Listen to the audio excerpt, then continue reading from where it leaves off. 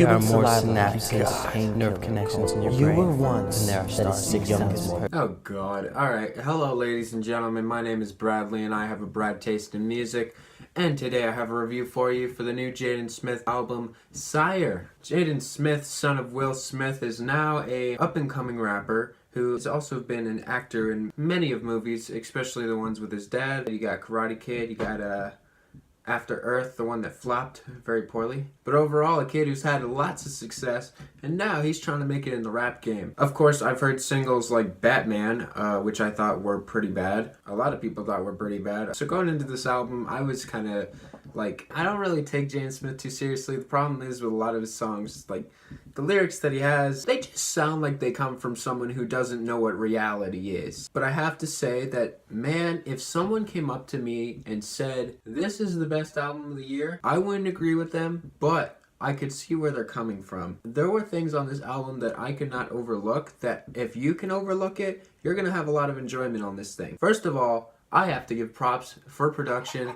and for the overall flow and clear amount of effort that was put into SYRE. Jaden Smith and his producers were looking to make something that is cohesive as well as conceptual, really puts through messages in the lyrics and it's not just another club album. So I can appreciate that. So good job for that. Unfortunately, there were a lot of points on here that really fell super flat, especially in the lyrics, and in fact only really in the lyrics and a couple of the ideas. First of all, the song Blue, which I'm just gonna put it into one song because it's 4 tracks all spelling out blue. It was a great opener. I wish there were some things on here that weren't so corny. There were a good handful of corny bars, but it really displayed a lot of interesting ideas and switch-ups. Jaden Smith wears a lot of influences on his sleeve, and it's really hard not to listen to this and hear artists like Kanye West and XXXTentacion and Kendrick and Kid Cudi, as well as Denzel Curry, and you hear the song Batman sounds exactly like Jumpman with Drake. There was one point that sounded like 21 Savage, and just, he really pulls from everyone and doesn't really make his own thing out of it. It's a little inconsistent. I will say though that even though a lot of his bars are corny, a lot of them, it's not as bad as I expected. I expected something way worse than what I got. You know, you had a lot of terrible lines, but you gotta forgive the kid. He is just a kid, you know, right? Isn't that how that works? Oh, he's not a kid anymore, he's 19. There were some amazing ideas on this thing though, that really were well executed. A lot of the production on this thing was immaculate. It's spectacular how much it changes up, and it's clear that Jaden was not looking for a cash grab and dash. He wanted to make something here that really stuck out, but there are still a couple of issues involving the flow of the album itself. While I think that it is extraordinarily well organized early on, once the song Lost Boy shows up, which is a song that's extremely long, and I didn't have really a problem with it until the very end, where it started feeling like he was saying some really just stupid stuff, and it was clear that this track felt a little out of place.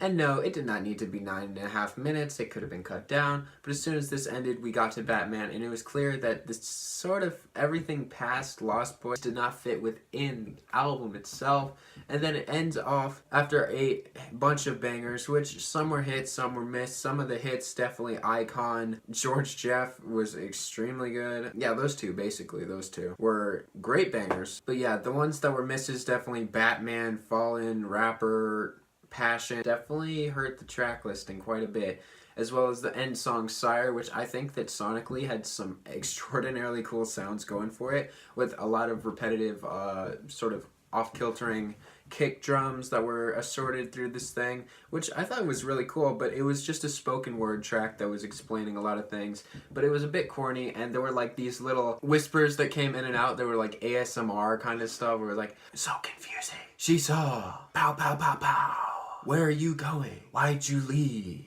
You are a liar. That stuff was distracting. Other tracks that I loved. God, man, I love Breakfast. Breakfast is a good song. I thought that the switch up halfway through was incredible. I do wish that A$AP actually had a verse because he's credited, but you know, that's okay. It's forgivable. I'm sorry that my lighting is crap, by the way. Falcon was pretty good. 90 was alright, and yeah, overall, I think that this album for Jaden Smith was I hate to tear the kid apart. I hate to tear the kid apart because every single song was produced so well. And the only reason why a lot of these tracks fell is because of Jaden himself. I think that he might need a little more practice with creating an album. It felt like he was jumping for the stars with this one and he just wasn't ready. I'm going to give this a couple of categories for scoring. First category being production, which I give a 9 out of 10. The production on this thing is insane. He pulls from a lot of different ideas with production, but overall makes something of his own. And I think that that is extraordinarily impressive. Now, when we get to bars is where we start having issues. I'm going to give the bars on this thing a 5 out of 10. I thought that there were some points on here that were pretty impressive, but overall it did feel pretty lackluster with a ton of cringy lines that really distracted from the album. And I want to say that the overall flow of the album, while it started off extremely strong, fell off completely by the end, and it was just kind of disappointing with some of these songs being as long as they were. I think that it could have been way better, so the flow is definitely a 5 out of 10. And for personal enjoyment, the only score that matters, this thing is... it's a 6 out of 10. That's the score that this album gets. I want to give it higher. I wanted to because it's so clear that he poured his heart out into this thing. He put a lot of effort.